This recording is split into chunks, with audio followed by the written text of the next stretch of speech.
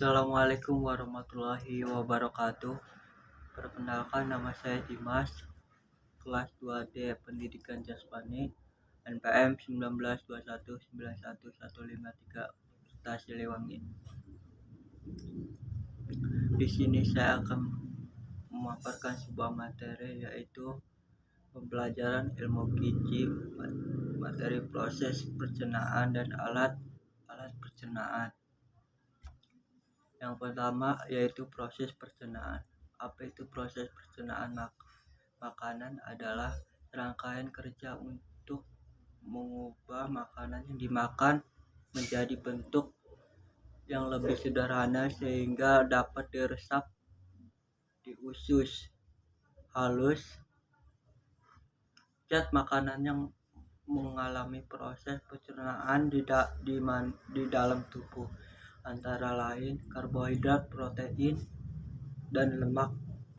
Sedangkan nutrisi berupa vitamin, mineral, dan air tidak mengalami proses pencernaan. Proses pencernaan makanan pada manusia dapat dibedakan menjadi dua macam, yakni proses mekanik dan kimia. Proses pencernaan mekanik adalah proses pengubahan makanan dari bentuk besar atau kasar menjadi bentuk yang lebih besar, kecil, atau halus. Proses itu terjadi di dalam mulut dengan bantuan gigi dan lidah. Proses pencernaan secara mekanik juga terjadi dalam lambung atau bantuan gerak peristaltik dinding lambung, sehingga makanan seperti diaduk. Sedangkan proses pencernaan kimiawi adalah proses pengubahan zat makanan dari bentuk yang kompleks menjadi bentuk yang lebih sederhana dengan bantuan enzim pencernaan. Sebagai contoh, pengubahan protein menjadi asam amino yang dilakukan oleh enzim tripsil.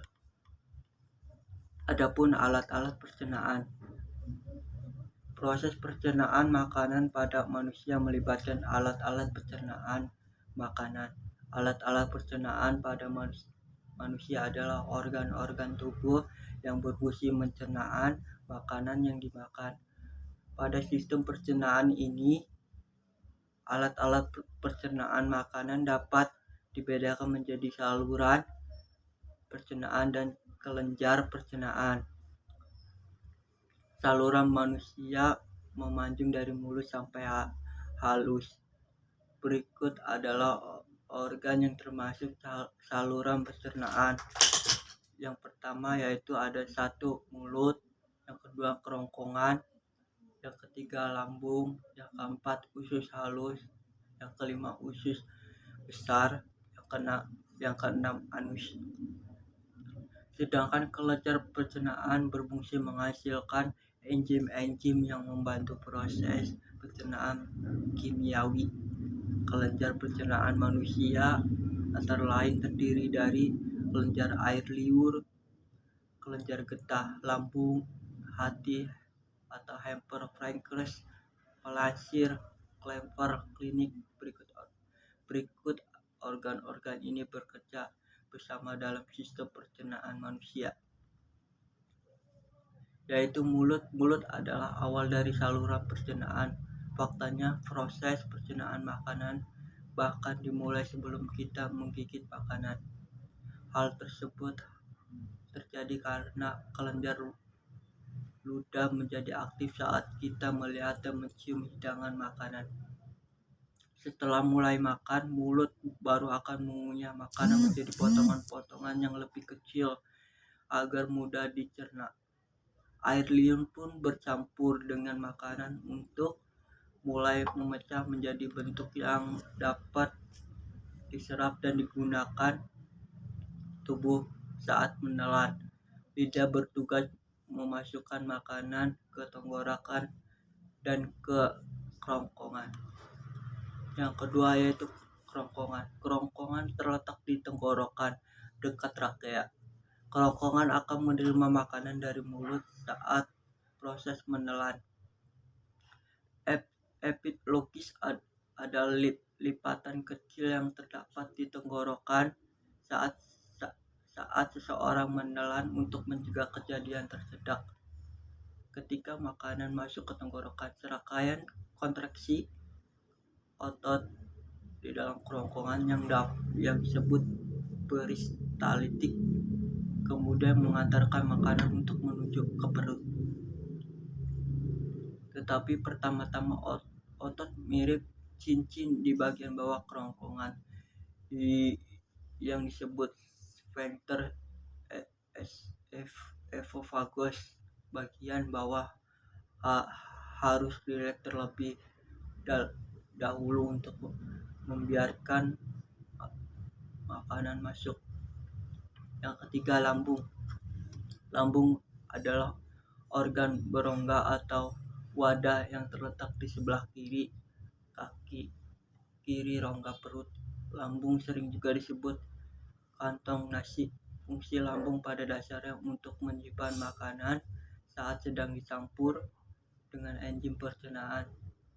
Enzim ini melanjutkan proses memecah makanan menjadi bentuk yang digunakan. Sel-sel di dalam lapisan lambung akan mengeluarkan asam kuat dan enzim kuat yang bertanggung jawab proses pemecahan makanan. Ketika makanan sudah diproses, sisanya kemudian dilepaskan ke usus kecil. Usus halus adalah tambung berotot sepanjang 22 kali atau sekitar 8,25 meter yang berfungsi memecah makanan menggunakan enzim yang dilepas oleh pankreas dan empedu dari hati. Usus lambung menjadi tempat penyerapan sari makanan dan tempat terjadinya proses pencernaan yang paling panjang. Yang kelima yaitu pankreas. Pankreas dapat menghasilkan enzim pencernaan ke dalam usus 12 jari yang memecah protein, lemak dan karbohidrat. Pankreas juga memproduksi insulin dan meneruskan langsung ke aliran darah. Insulin adalah hormon utama dalam tubuh untuk metabolisme gula. Yang keenam, hati. Hati memiliki banyak fungsi, tetapi tugasnya utama dalam sistem pencernaan adalah memproses nutrisi yang diserap dari usus kecil. Empedu dari hati yang dikeluarkan ke usus halus juga memainkan peran penting dalam mencerna lemak dan beberapa vitamin. Hati juga berfungsi mendetoksifikasi bahan kimia berbahaya atau beracun. Yang ketujuh, kantong empedu. Kantong empedu berfungsi menyimpan dan memekatkan empedu dari hati dan kemudian melepaskan ke dalam usus 12 jari di usus kecil untuk membantu menyerap dan mencerna lemak. Yang kedelapan, usus besar. Usus besar adalah tambung berotot sepanjang kurang lebih 1,82 meter yang menghubungkan usus kecil ke rektum. Usus besar antara lain terdiri dari sektum, kolom ascendum kanan, kolom transversum melintasi kolom descendens kiri, dan kolom sigmoid yang terhubung ke rektum. Yang kesembilan yaitu alus. Alus adalah bagian terakhir dari saluran pencernaan. Organ saluran pencernaan ini berbentuk saluran sepanjang 2 inci atau 5,008 cm yang terdiri dari otot-otot dasar panggung, 2 sphincter internal dan eksternal. Anus dikelilingi otot-otot sphincter yang penting dalam memungkinkan mengontrol pengeluaran tinja. Otot dasar panggung menciptakan sudut antara rektum dan anus yang menghentikan tinja keluar. Ketika itu tidak seharusnya sphincter internal selalu kencang. kecuali ketika fase memiliki reaktor. Hal ini berfungsi agar seorang bisa menyegah BAB tanpa disadari ketika tidur atau tidak menjadi kehindaran fase.